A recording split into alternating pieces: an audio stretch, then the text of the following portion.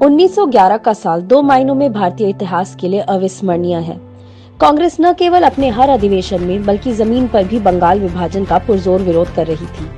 अंततः ब्रिटिश हुकूमत को झुकना ही पड़ा और 1911 के इसी साल में बंगाल विभाजन निरस्त हो गया। बंगाली अस्मिता को एकजुट रखने वाली लड़ाई जीत ली गई थी। अंग्रेजों की फूट डालो राज करो की नीति के सामने देश और कांग्रेस की जीत हुई। साथ ही पूरे देश में ये संदेश गया कि एकजुट रहकर ही देश विरोधी शक्तियों को परास्त किया जा सकता है। इसी साल बिशन नारायण धर की अध्यक्षता में 1911 में कलकत्ता अधिवेशन आयोजित किया गया। इसी अधिवेशन में बंगाल की माटी के सपूत और विश्व के महान कवि रविंद्रनाथ टैगोर द्वारा लिखित जनगण मन को पहली बार गाया गया। पहली बार गाए जाने के बाद से ही जनगण मन भारतीय जनता में देशभक्ति का प्रतीक बन गया।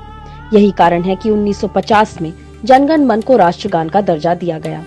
जनगण मन ने आजादी के आंदोलन में देशभक्ति की भावना का संचार करने का काम किया। वंदे मातरम के बाद जनगण मन आजादी के दीवानों में उत्साह भर रहा था। कुल मिलाकर जनगण मन भारत की भावना में रच बस चुका था। इसलिए पूज्य बापू ने कहा कि इसने हमारे राष्ट्रीय जीवन में जगह बना ली है। वही प्रथम प्रधानमंत्री पंडित जवाहरलाल नेहरू ने इसे एक महान राष्ट्रगान बताया। इस तरह 1911 के साल ने दो बड़े संदेश दिए।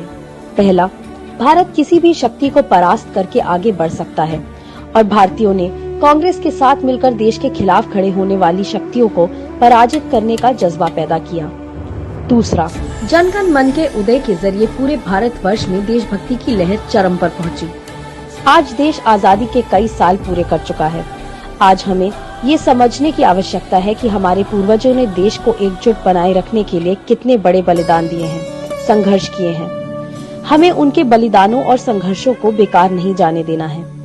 हम सबको एकजुट होकर अंदर और बाहर दोनों तरह के दुश्मनों से देश की आजादी की रक्षा करनी है। जय हिंद।